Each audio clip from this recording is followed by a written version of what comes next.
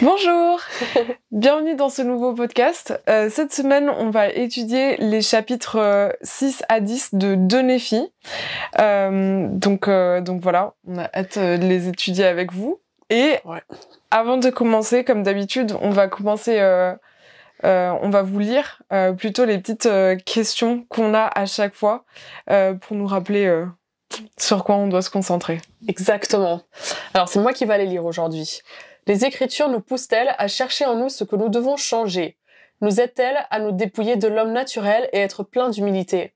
Nous aident-elles à ressembler davantage au Christ et à servir notre prochain? Traiter chacun avec le respect et l'amour que l'on doit à un enfant de notre Père Céleste? Nous rendent-elles plus charitables et miséricordieux? Nous aident-elles à pardonner facilement ceux qui nous offensent? Ok, super. Et du coup, la petite question aussi qu'on voulait se poser pour cette semaine par rapport à ces chapitres, qui étaient peut-être un petit peu compliqués parce que c'est des chapitres qui sont super différents, ouais. Et il y a vraiment beaucoup de choses, mais c'est le fait que le Seigneur il est parfait, il est loin, mais on nous enseigne qu'il est proche. Et comment est-ce qu'on peut comprendre en fait cette chose de le sentir proche de nous, même si en fait c'est quelqu'un qui est très loin, enfin. On a l'impression qu'il est loin, en fait. On ressent qu'il est loin parce que, justement, à cause, entre guillemets, de sa perfection. On peut dire comment est-ce que lui, il peut comprendre ce que moi, je suis en train de vivre, alors qu'il est parfait, alors qu'il a jamais péché, alors qu'il est en train déjà de vivre avec son père. C'est impossible qu'il me comprenne. Et du coup, c'est quoi, en fait, pourquoi on nous enseigne justement qu'il est proche, quoi? Comment est-ce qu'on peut comprendre ça, quoi? Parce que surtout, on dit tout le temps que c'est la seule personne qui va vraiment pouvoir nous comprendre, genre, parfaitement. Donc, comment est-ce que ça se fait? Ouais, exactement. C'est une grosse question. Pour des gros chapitres. Alors moi, dans le chapitre 6 de Néphi, il y a certaines choses qui m'ont touchée. Je trouve que ça revient énormément, le fait que le Seigneur il va nous délivrer. Et en fait, je trouve que en lisant, justement, enfin là, on a eu un condensé un peu de lire tous les chapitres du Viens et suis-moi de Néphi. Un jour après l'autre. Et en lisant tout ça, au même temps, en fait, je me suis vraiment rendu compte que dans le livre de Néphi, il y a beaucoup cette chose du fait que, déjà, ceux qui croient pas, ils seront détruits. Mais pour ceux qui croient, en fait, le Seigneur, il va les délivrer. Et du coup, je voulais lire le verset, il y a le verset 17 que j'ai bien aimé, qui dit, le verset 15 d'abord. D'abord le verset 15 qui dit « Et ceux qui ne croient pas en lui seront détruits par le feu et par la tempête et par les tremblements de terre et par les effusions de sang et par la peste et par la famine et ils sauront que le Seigneur est Dieu, le Saint d'Israël. » Et le 17 il dit il y a une partie qui dit « Car le Dieu puissant délivrera le peuple de son alliance. » Et car ainsi dit le Seigneur, je combattrai ceux qui te combattent. Et je trouve qu'il y a vraiment cette chose de voir ce Dieu un peu qui peut être très dur quand on n'obéit pas, qui parle justement de destruction. Et mais au même temps, c'est aussi un Dieu qui nous aime énormément et qui, quand on lui obéit, en fait, il nous oublie pas du tout et il fait de tout. Pour nous sauver et pour nous délivrer je dis pas que quand on n'obéit pas il le fait pas parce qu'on n'est pas parfait, bien sûr il sait très bien que de toute manière faut qu'il soit là, de toute manière il sera là pour nous et pour nous aider. Mais il y a vraiment cette promesse de quand on est son peuple d'alliance, quand on est quand on obéit, quand on fait de notre mieux pour obéir, il est là et il nous délivre en fait. Mais en fait, je pense que ça rentre un petit peu dans ce qu'on était en train dans ce qu'on a déjà lu avant. Parce que c'est vrai que ça, pour moi, ça rentre en fait dans la question qu'on est en train de se poser. Parce que s'il est si proche de nous, pourquoi en fait on dit, pourquoi est-ce qu'il dit ce genre de choses?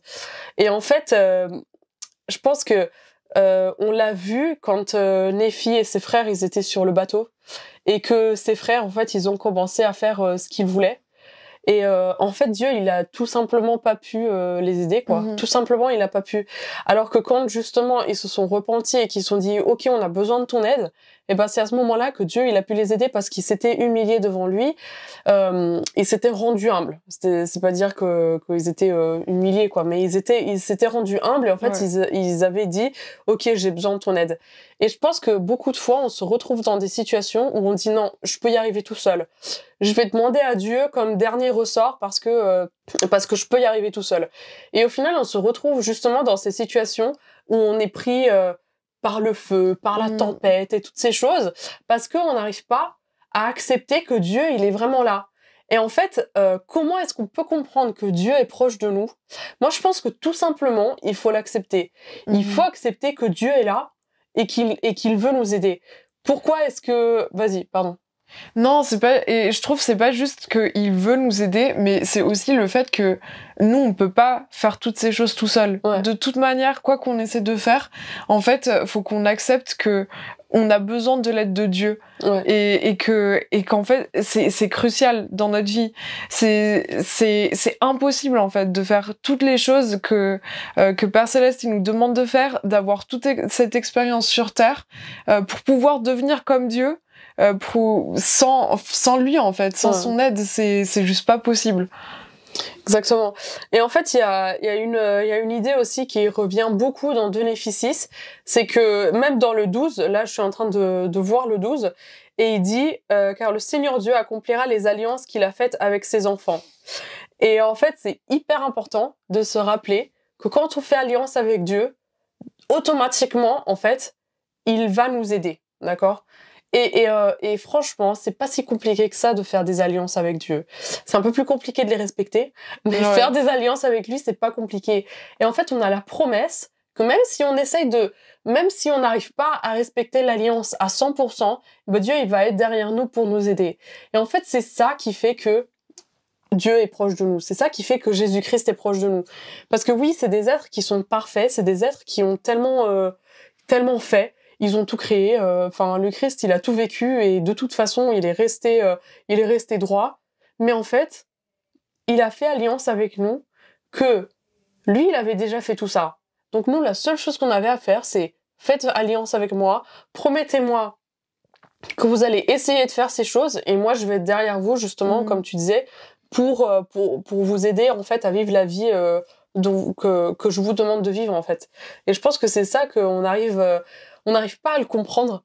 Je pense qu'il y a pas assez... Enfin, il y a trop peu de bonté dans le monde pour qu'on arrive à comprendre ça. Que ça vient vraiment de leur cœur, quoi. Ça vient vraiment de qui ils sont.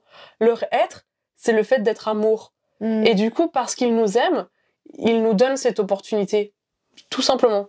Et en fait, justement, pour passer un petit peu toujours avec cette idée-là, dans 2 Néphis 7, le verset 2, en fait, il y a une phrase que j'aime énormément. Et en fait, c'est Jésus-Christ qui est en train de parler. Enfin, c'est Ésaïe qui est en train de dire ce que Jésus-Christ a dit. Et c'est trop beau. Je vais vous le lire en entier. Donc ça dit: je suis venu. Pourquoi n'y avait-il personne? J'ai appelé. Pourquoi personne n'a-t-il répondu? Ô maison d'Israël, ma main est-elle trop courte pour racheter? N'ai-je pas assez de force pour délivrer? Par ma menace, je dessèche la mer. Je réduis les fleuves en désert. Leurs poissons se corrompent faute d'eau et ils périssent de soif. Je revêts les cieux d'obscurité et je fais d'un sac leur couverture. Et en fait, c'est trop beau parce que là, on comprend que Jésus-Christ, il essaye de tout faire pour nous atteindre. D'accord ? Il est vraiment là et il fait tellement d'efforts pour nous atteindre. Et au final, c'est nous qui venons pas. C'est nous qui avons peur d'aller, je pense. Je sais pas trop pourquoi. Pourquoi tu penses qu'on a peur d'aller ? Je sais pas, je me dis c'est peut-être cette chose qu'on veut être en contrôle en fait, et que si on laisse quelqu'un d'autre faire les choses pour nous, au final on n'est pas au contrôle de toutes ces choses, et au final c'est de l'orgueil, hein, c'est l'orgueil le plus grand des péchés, et Mais j'adore cette écriture, et justement je l'avais marquée moi aussi. Et en fait, ce que je m'étais dit aussi, c'est que il y a ce concept qu'on doit agir. Le Seigneur, il est là, mais en fait c'est à nous. Enfin, il va pas débarquer chez nous sans qu'on le laisse entrer. Ouais. Et ça me fait penser à une image où en fait il y a le Seigneur et il est en dehors de la porte et il y a pas de poignée et en fait c'est à nous de le laisser rentrer. Ouais. Et je pense que réellement c'est comme ça. C'est à nous de nous rendre compte que le Seigneur, il est là et que c'est juste, faut qu'on le fasse rentrer, faut qu'on se fasse en sorte qu'il puisse agir dans notre vie. Et c'est en le faisant rentrer, en fait, qu'il va pouvoir agir dans notre vie. Sinon, on pourra pas le connaître, on pourra pas savoir qu'il est là, on pourra pas connaître son amour, comprendre son expiation, comprendre ce qu'il a fait pour nous, parce que on l'aura jamais laissé rentrer dans notre vie. Et je pense que c'est comme ça avec n'importe quelle personne. Ouais.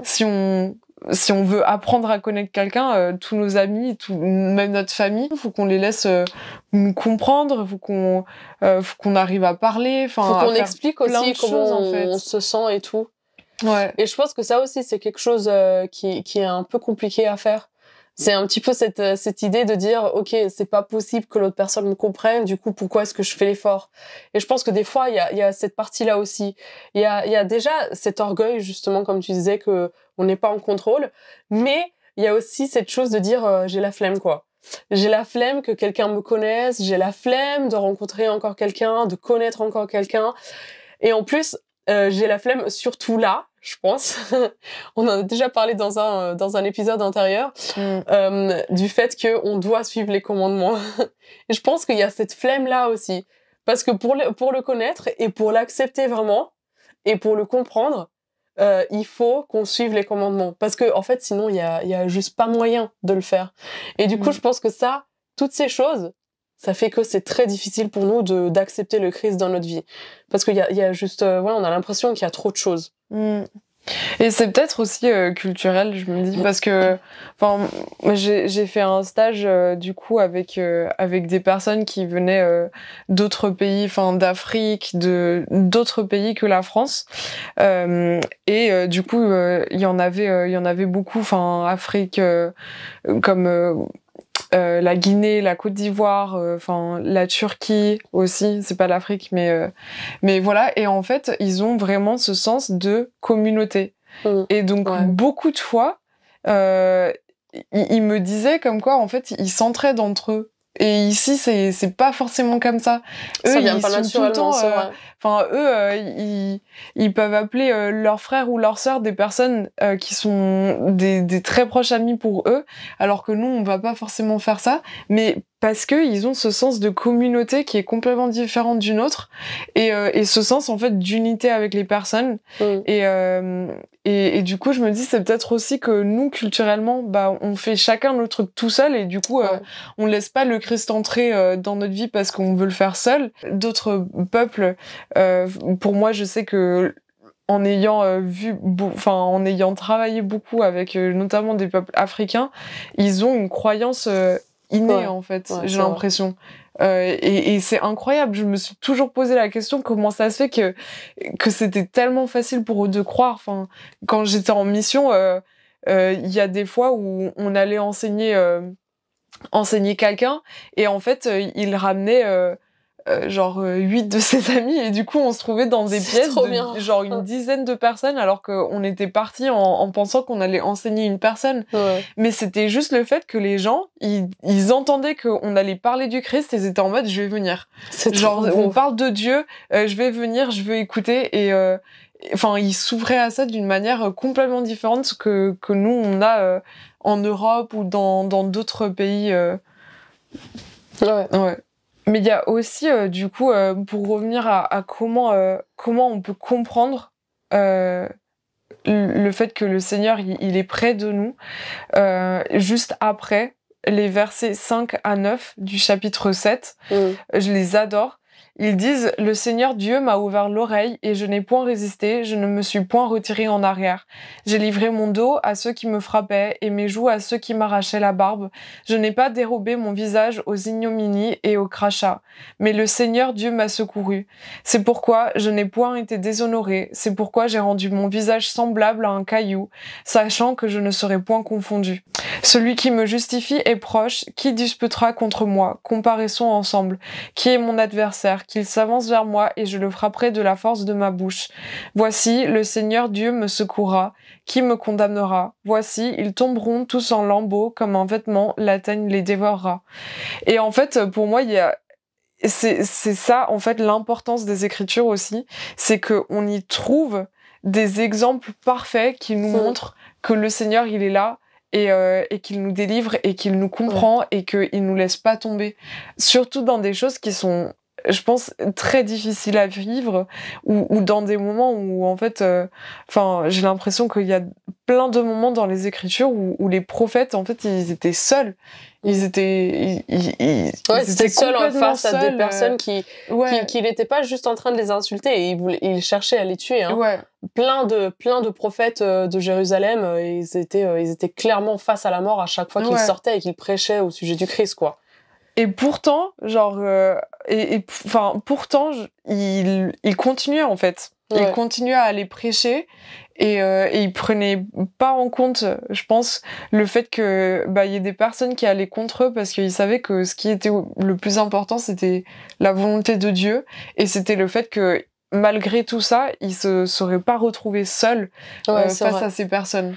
Et j'aime trop dans le 7 quand il dit, et c'est pourquoi je n'ai point été déshonoré, parce que justement le Seigneur Dieu l'a secouru. Et je trouve ça trop beau, ça reprend un petit peu ce qu'on disait tout à l'heure, le fait qu'on se fasse secourir, c'est pas être déshonoré, quoi. On n'est pas en train d'être humilié devant tout le monde ou quoi que ce soit. Enfin, c'est vraiment le fait que Dieu puisse nous secourir, c'est le plus grand honneur en fait qu'on puisse avoir dans la vie, selon Ésaïe, et je trouve que c'est magnifique. Je pense que si on pouvait avoir tous ce point de vue là, vraiment notre vie elle changerait, quoi, et je trouve ça vraiment trop beau. Et il y a plein d'autres j'aimerais juste lire quelques autres versets en fait qui parlent toujours de comment Dieu il va nous secourir, de comment Dieu il est vraiment là pour nous. Dans 2 Néphi 8 3 et 4, ça dit: ainsi le Seigneur a pitié de Sion, il a pitié de toutes ses ruines, il rendra son désert semblable à un Éden et sa terre aride à un jardin du Seigneur. La joie et l'allégresse se trouveront au milieu d'elle, les actions de grâce et le chant des cantiques. Mon peuple, sois attentif, ma nation, prête-moi l'oreille, car la loi sortira de moi et j'établirai ma loi pour être la lumière des peuples. Et pareil, voilà. Toute cette idée il faut être attentif, il faut prêter l'oreille, il faut ouvrir notre cœur, parce qu'en fait, c'est tout simplement ça. Il faut tout simplement ouvrir le cœur à Jésus-Christ, et il nous mettra dedans de la lumière, il nous mettra dedans un Éden, il nous mettra de la joie, de l'allégresse et toutes ces choses comme ça.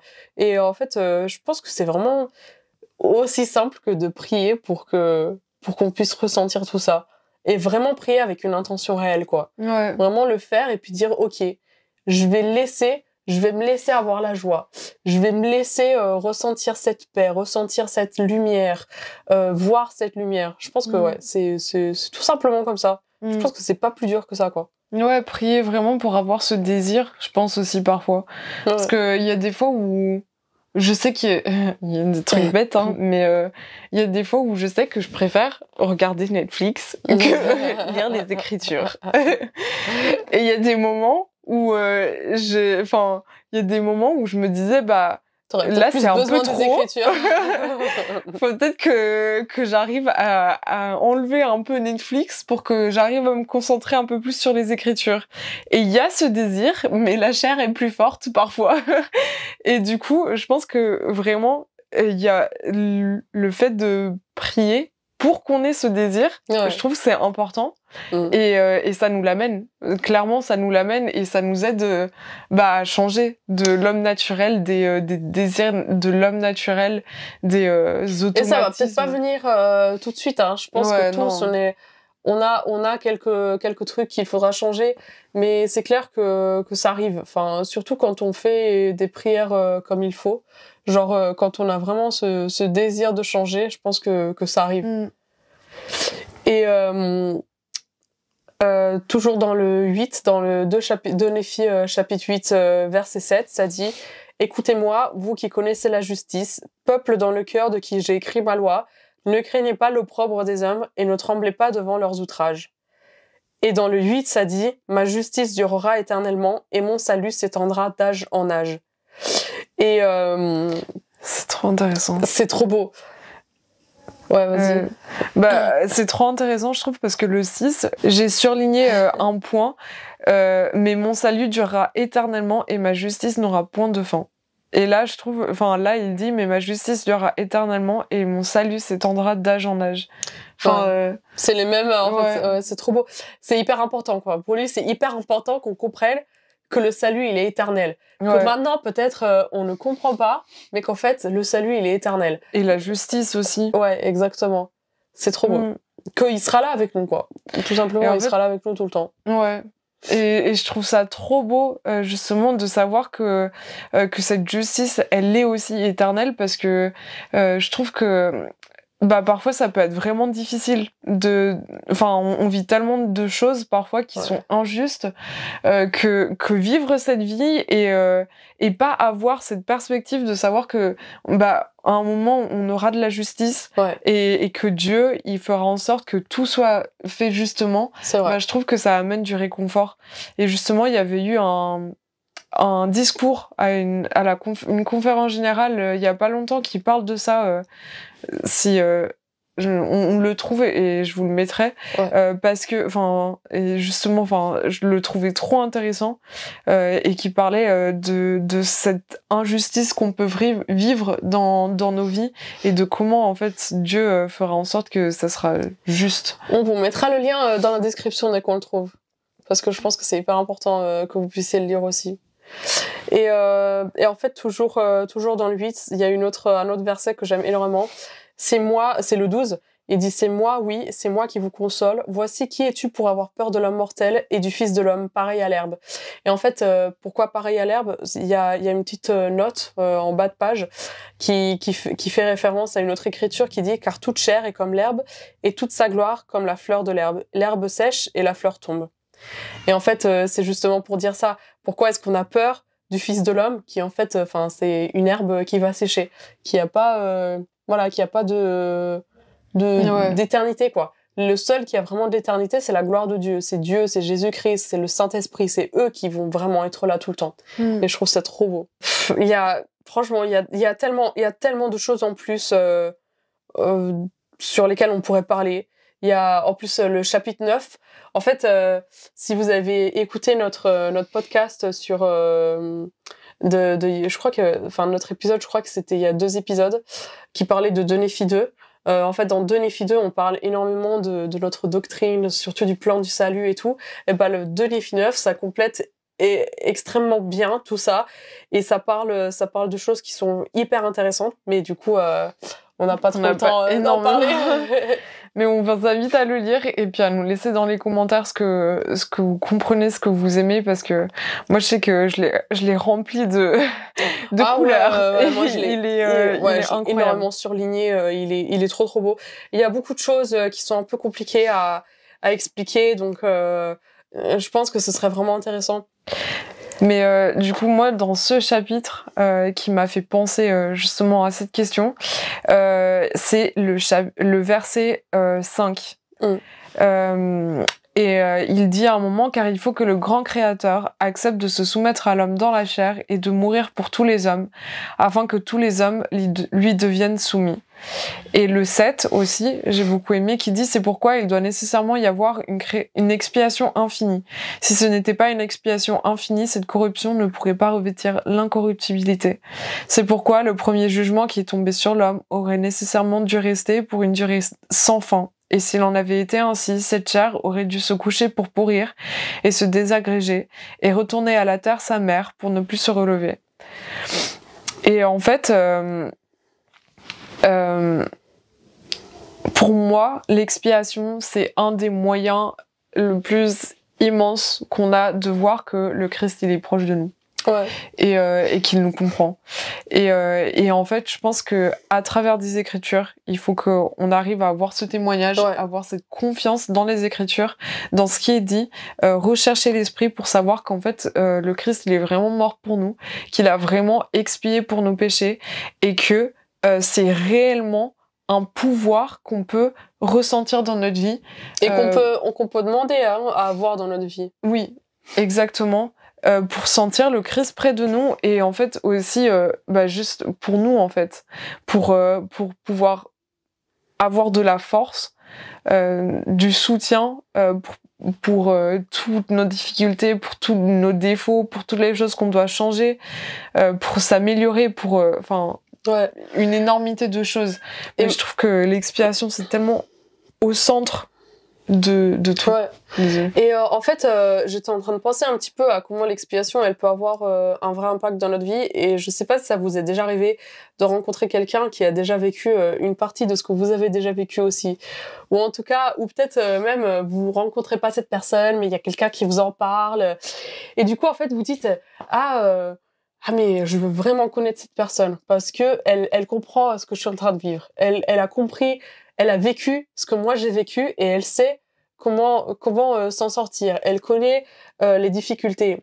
Et même si on ne connaît pas cette personne personnellement, en fait, le fait de savoir qu'une personne comme ça existe, ça nous met déjà plus en paix.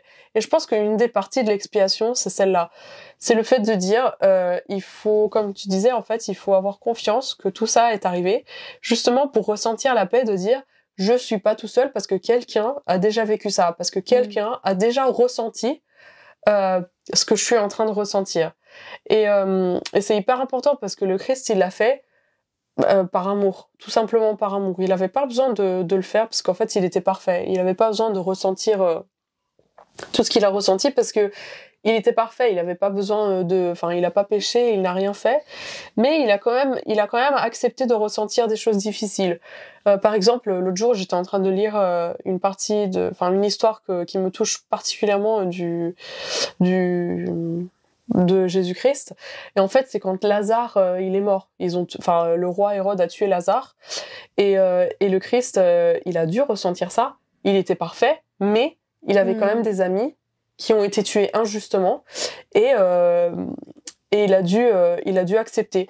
Et en fait, j'ai jamais eu un ami qui est mort suite à une injustice, mais en fait, je me dis, je ne pourrais pas faire face à ça de façon calme et de façon tranquille, parce que j'ai quand même vu de l'injustice envers certaines personnes dans ma vie, et je me dis, je sais pas comment il a fait pour le prendre aussi calmement, et je pense que le fait de savoir ça, le fait de savoir qu'il a vécu ces choses et qu'il sait pas en fait enlever des difficultés d'une vie terrestre et des émotions d'une vie terrestre, et ça nous aide à comprendre que il est vraiment là, parce que sinon il l'aurait pas fait.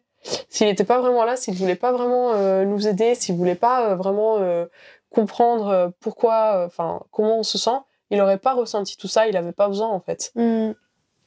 Et je pense que c'est trop beau. Donc voilà, c'est une des parties de l'expiation qui est très importante. Et du coup, juste pour terminer ce podcast, il y a un dernier chapitre je pense que c'est un autre chapitre d'Ésaïe que j'aime énormément. C'est dans 2 Néphites 10, en fait, c'est Jacob qui rappelle tout ça. Et en fait, il parle de quelque chose et il dit: et maintenant, voici, le Seigneur se souvient de tous ceux qui ont été coupés, c'est pourquoi il se souvient aussi de nous. En fait, une des doctrines les plus importantes auxquelles on croit dans l'Église de Jésus-Christ des Saints des Derniers Jours, c'est que en fait, les tribus d'Israël, elles ont été dispersées. Donc, il n'y a pas tout le monde qui a l'évangile de Jésus-Christ. Et il y en a quelques-unes qui, elles sont vraiment très, très, très, très loin de l'évangile de Jésus-Christ. Et j'aime beaucoup cette écriture parce que là, ça nous rappelle que le Seigneur, il se souvient de tous, même de ceux qui ont été coupés. En fait, c'est ce découpage, entre guillemets, c'est justement les tribus qui ont été dispersées. Et qu'est-ce que ça veut dire réellement?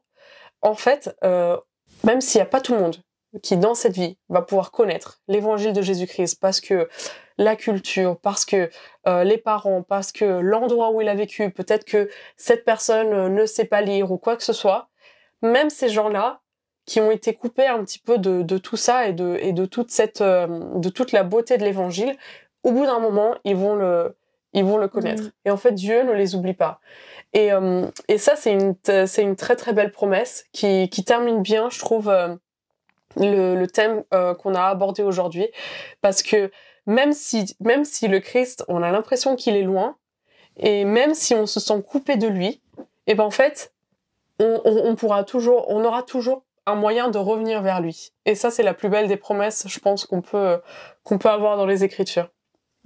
C'est un petit peu ce qu'on avait à partager avec vous. Je sais pas si vous avez été touchés par d'autres versets dans ces quelques chapitres. Et en tout cas, voilà, donc ce qu'on vous invite à faire, c'est donc de reprendre les questions du début pour vous rappeler pour voir en fait ce que vous avez pu changer dans cette étude des Écritures avec nous. Et surtout, on vous invite donc à vous rappeler que Dieu est proche de nous et à toujours rechercher en fait sa main dans votre vie. Merci beaucoup d'avoir regardé aussi cet épisode. Ouais, n'hésitez pas à nous mettre dans les commentaires tout ce que vous avez appris dans vos lectures. Et n'hésitez pas aussi à nous suivre sur nos réseaux.